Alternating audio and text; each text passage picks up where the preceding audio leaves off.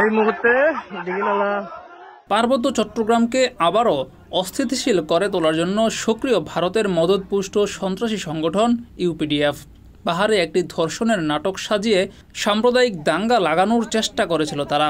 এছাড়া ভারত থেকে অস্ত্র ও প্রশিক্ষণ নিয়ে বাংলাদেশে প্রবেশ করে চাঁদাবাজি, অপহরণ, হত্যার মতো বিভিন্ন অপকর্ম করছে এই সংগঠনের সদস্যরা।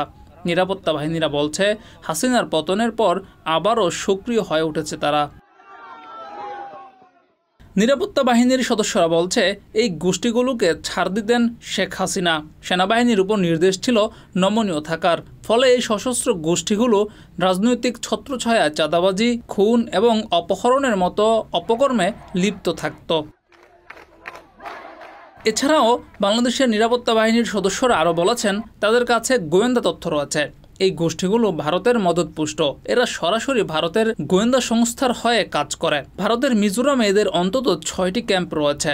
সেখান থেকে অস্ত্র প্রশিক্ষণ এবং অস্ত্র নিয়ে বাংলাদেশে প্রবেশ করে পাহাড়কে অস্থিতিশীল করার চেষ্টা করে।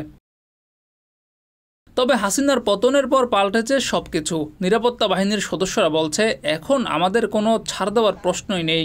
বাংলাদেশের সার্বভৌমত্ব রক্ষায় এখন তাদের সঙ্গে কোনো আপোষ নয়, সরাসরি অ্যাকশন চলবে।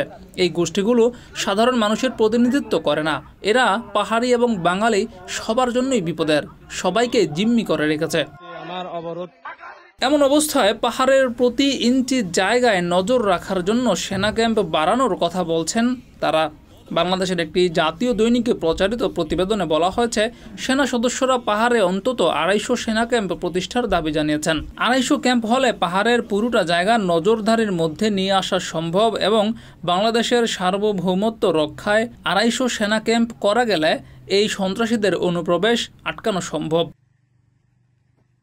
এদিকে নিরাপত্তা বিশ্লেষকরাও সেনা ক্যাম্প বাড়ানোর প্রয়োজনীয়তা অনুভব করছেন। তারাও বলছেন, পাহাড়ে সেনা ক্যাম্প বাড়ানো গেলে সীমান্তবর্তী দুর্গম এলাকায় সবসময় নজরদারি করা সম্ভব।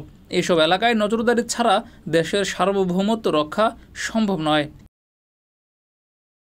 জিয়াউর রহমান, যুগের চিন্তা। আমার এই ভিতরে ব্যথা আছে।